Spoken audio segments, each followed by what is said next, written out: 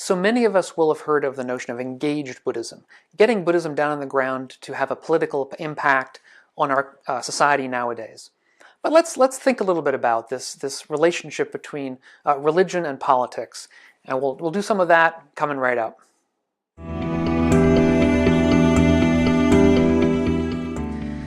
Hey folks, so I'm Doug Smith. I'm study director at the Secular Buddhist Association. That's secularbuddhism.org.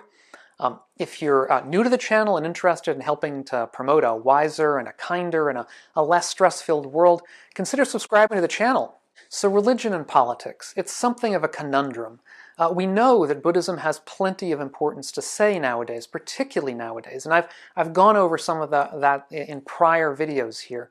I recently did a video on global warming, done other videos on Buddhist economics, and many other related topics. But at the same time, we know that religion's impact on politics has at times been problematic. Now, of course, some people will say, well, but Buddhism isn't a religion. And in fact, I have a talk about how Buddhism isn't a religion. It's kind of a philosophy. But at the beginning of that, I say it's both. Buddhism has aspects of both being a philosophy as well as being a religion. And I think when it comes to the topic of today, I think in practice, Buddhism is a religion. It has all of the relevant kinds of baggage that religions have, even if it's a nascent religion really in the West. So if we look back at the history of, let's say, Christianity, the way that Christianity in the past has impacted on politics in Western Europe and then in the United States, the early United States and even contemporary United States, discussions around political issues, both broad political issues and personal political issues, such as abortion, such as euthanasia. And also we think of other countries such as Israel, the impact of religion that religion's having and has had on politics in that country, religion's impact on the Islamic world, Sharia law, as well as the way that the Islamic world is impacted upon governments throughout the region and throughout history. We see that for sure in all of these kinds of Western religions of the book, and we also see it absolutely with the issue of the Rohingya in Myanmar or Burma and in modern day, where there's a group of Muslim immigrants to Myanmar or Burma who immigrated long ago but are not considered part of the country and are being systematically brutalized under the aegis of a Buddhist government. But I wanted to go back even further. Many of you will have heard an earlier video of mine where I talked about Walpola Rahula, who was one of the great scholars of Buddhism in the 20th century, one of the teachers of Richard Gombrich, as a friend of Richard Gombrich. And he was a monastic, a monk, who grew up in Sri Lanka and wrote one of the great introductions to Buddhism, what the Buddha taught, which is still today very readable and a good introduction to both early Buddhism as well as Theravada kinds of approaches to that teaching. But Walpola Rahula also had a different book, this is it here, a copy of it here, called The Heritage of the Bhikkhu, in which he basically defends the politicization of Buddhism within Sri Lanka. He defends the way Buddhism became the national religion of Sri Lanka. And basically this is a post-colonial kind of argument, where he's arguing against certain kinds of interpretations of the West that had it that monastics were supposed to be completely apolitical. And this was a Western kind of approach in the 19th century, which said, you monastics can't or shouldn't complain about Western governments here because really you're supposed to be apolitical. And Walpola Rahula's point is, no, in fact, monastics were very, very political for very, very long. And to that extent, that the idea of monastics being apolitical was a kind of Western conceit used as a kind of political jujitsu against the monks. Now, to be fair, Walpola Rahula does say that originally, back in the Pali Canon, monks did seem to be relatively apolitical. And this is something that Richard Gombrich himself argues, that the Buddha seems not to have been particularly interested in politics. So certainly the involvement of the monastics and the monastic order in local politics is something that seems, as far as we know, to have post-dated the Buddha's death, probably pretty significantly. Rahula points to the Mahavamsa, which is a text in Sri Lanka, which is sort of like their founding text. It's a nationalist epic which basically talks about the origins of the country in Buddhist terms, talking about the arrival of Buddhism to the island, talking about the early kings, talking about how the idea of a nation state, this national ideal, grew up basically intertwined with Buddhism. And one of the aspects that Rahula points to is that it reached a point within the epic, within the context of the epic, that monastics, if they were acting on behalf of the nation, in particular the nation of Sri Lanka, that they could very well kill people in the name of the nation, and it would not have been seen as a problem. In other words, even the most heinous crime within a purely Buddhist context was seen as being allowable as long as it was on behalf of the nation. Rahula also talks about how basically the Sangha ended up choosing the king. In other words, the Sangha, the group of monastics, the monastic order, was more powerful than the king himself and got to choose the king. And that it was not allowable for a king to be of any other religion than Buddhist. And we see echoes of that in modern Burma today, where the Rohingya, who are people from Islam who are not Buddhist, are seen as not being a legitimate part of the nation. And this, we can say, is one of the real problems about both political power and religious power going hand in hand.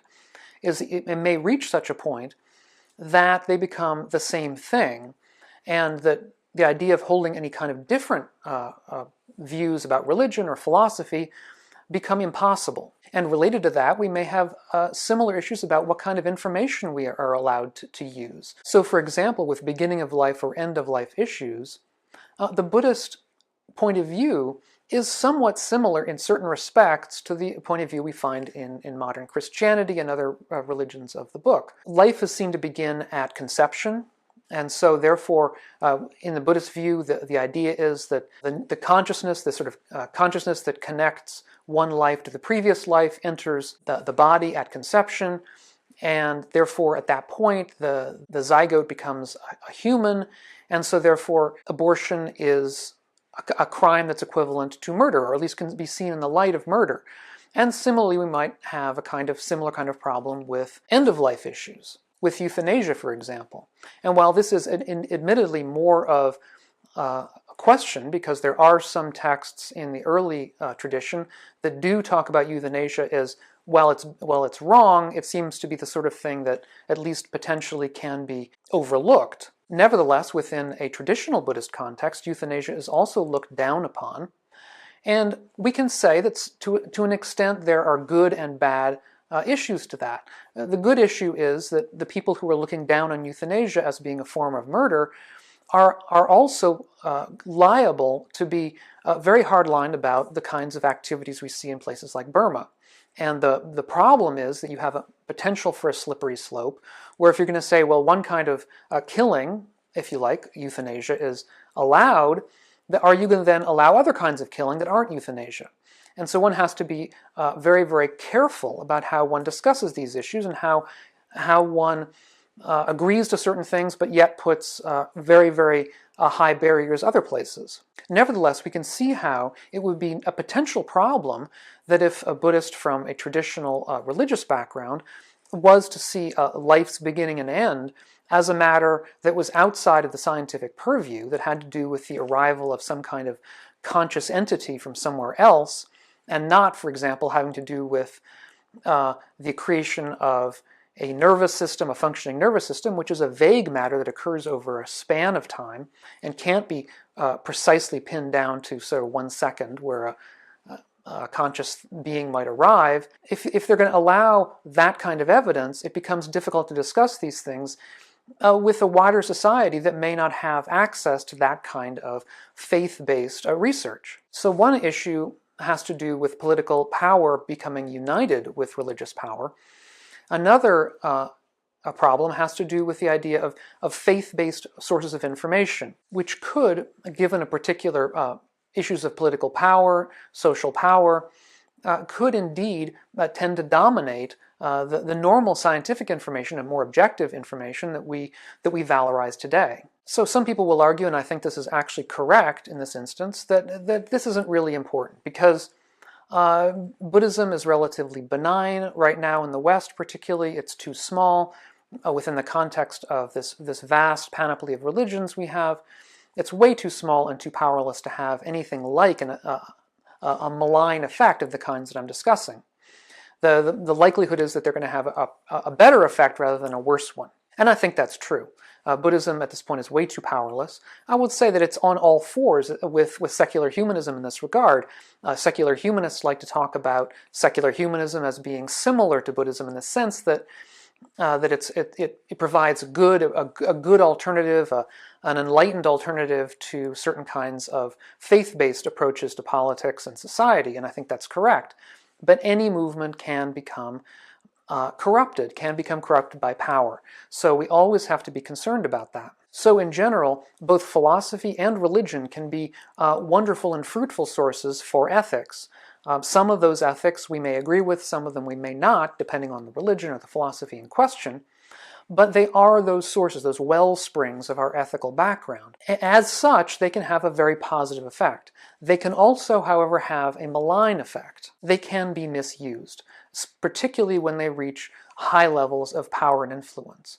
This doesn't mean that we should stop involving ourselves politically, of course not. We should do all we can to put forward an enlightened kind of ethics that is based in kindness and compassion. But it does mean that we have to be aware of the downsides. We have to be aware of the dangers.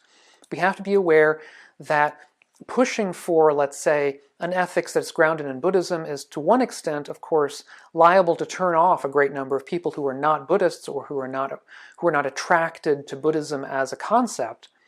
But on the other hand, we have to be aware that using religion as a kind of a cudgel is both a positive and a negative. And that goes whether we're talking about a religion or whether we're talking about a philosophy. Using a philosophy, whether it's a secular Buddhist philosophy or a Neo-Stoic philosophy or a secular humanist philosophy, of which I think of as an umbrella over these, using these as cudgels can themselves become a problem. The basic idea is, if you like, a sort of a meta secular take, which is that the basic importance is that the secular agora or communal meeting space be maintained. That we maintain an open space for disagreement, debate, argument with people of differing views. That we not either attempt to or see as valuable the possibility of convincing everyone to our side. I mean, we can all think of course, of wonderful pie-in-the-sky options where everyone becomes a Buddhist or whatever. They're not going to happen.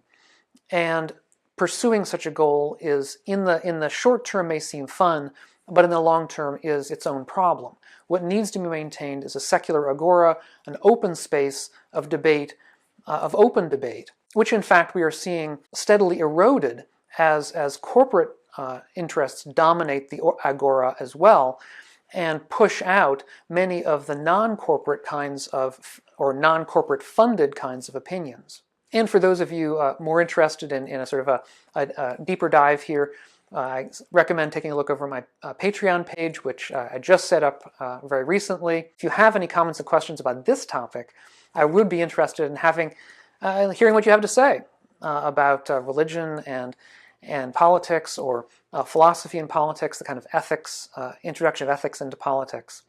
And we will catch you on the next video. So, bye-bye.